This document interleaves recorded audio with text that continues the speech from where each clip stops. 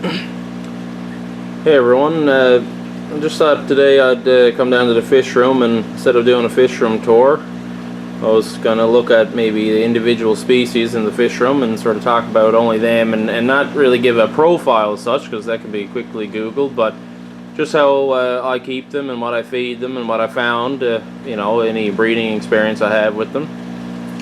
So here are my group. I believe there's 14 or 15 Pseudotropheus saulosi. I keep these guys at a pH of around 7.6, and this is just straight well water, artesian well, so I don't do any buffering or anything like that. It's straight from the hose into the tank. The hardness is around 150.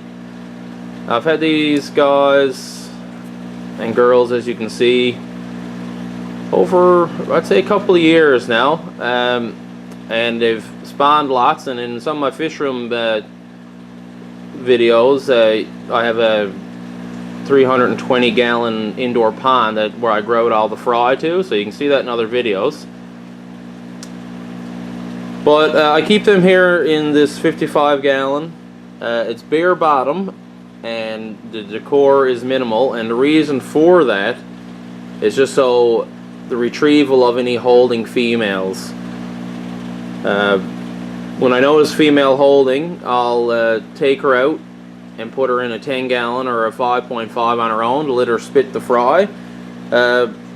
This is my usual method. I don't like stripping them because I find stripping them stresses me out, and let alone myself, the fish certainly, and the fry even.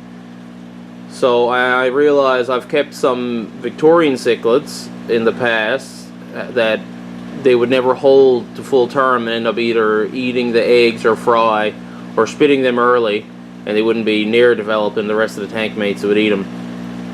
But these guys, I didn't find the need to strip them. Like I said, female out and let her spit on her own in the 10 gallon or 5.5, and then when I see the fry swimming around, I'll at the earliest convenience, I'll just take the female out and put her back in this tank. As you can see, there's probably a mix of 50-50 for male to female. Now, ideally, you know, of course, as you see on other online profiles and suggestions and forums, that you want less males. Now, I just bought this group. They were all juvenile, so of course they were all yellow. So, but even with the amount of males, or with the ratio I have, I don't find any over-aggression or anything. And even with the lack of decor, I thought maybe, you know, some individuals that are getting beat up on might have nowhere to hide, but to be honest, knock on wood, I haven't had to remove any fish yet because they were getting bullied too much. I guess just the amount of fish that are in that space, the aggression is dispersed. And I found, in my experience, in the Africans I've kept over the years, these saulosi, I find they're not very aggressive towards each other compared to like Dimensini and even electric yellow labs even. I find these are a bit more docile than those. What I do have in there are some river stones and just some of this plastic carpeted plant. You can get that, I got these from just a craft store.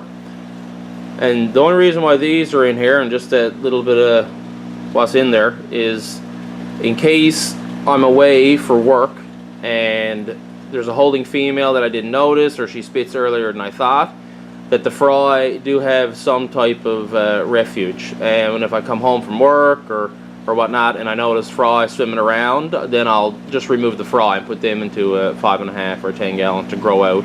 And when they grow out enough, then they go into the 320 gallon indoor pond with the rest of the juveniles and grow out. For changing, for the color morphing, you know, where they all start out yellow and then the males develop into, they take on the blue coloration as they become more dominant. But even I found it's more of an age thing, not a size thing. And also, I guess, a dominance thing. Because you can see some males here, like this one here that's in transition. You know, light blue with a bit of yellow compared to, say, him right here. Even in the pond, I mean, some of the larger fry, or even at about the 1 inch mark, I could see some of the males starting to turn blue. And right now, I don't know if There might be one or two fraud that I'm growing out. I don't even know if they're 2 inches yet. And they're pretty much full blue, just like some of these. So if you're keeping them, I guess, you know, their color change rate probably depends on, of course, age, which usually is proportionate to size, and also the amount of dominance that is there. From what I've seen, and it might be able to be backed up on some profiles with a quick Google search, but I found if there's less dominance, one will dominate much quicker and change the color. Now that's only my personal experience, so that's not gospel, certainly. In terms of food, I give them flake, just regular, you know, cichlid flake, nothing too fancy, just the Nutrifin basics. I feed them bug bites, and for frozen, I usually only feed them brine shrimp. As with most Mbuna, I try to stay away from the high protein foods. So I've been having good luck with just the frozen brine shrimp. Also, I give them sliced cucumber or zucchini. I'll just slice the cucumber lengthways and stick a fork in it and let it drop to the bottom, and they pick away on that. And usually a 4 or 5 inch, just like a miniature cucumber, in a couple of days they got that stripped down right to the skin, so to speak. So I like to do that probably once a week. Other than that, I don't find much about it. I'm just gonna stop talking, give you guys a break, and we'll just look at just some scenes and cut views of these fish, just so for your enjoyment. And if you're looking to keep them, you might just want some insight of what they might look like as they mature. But here we go. I'll talk to you later.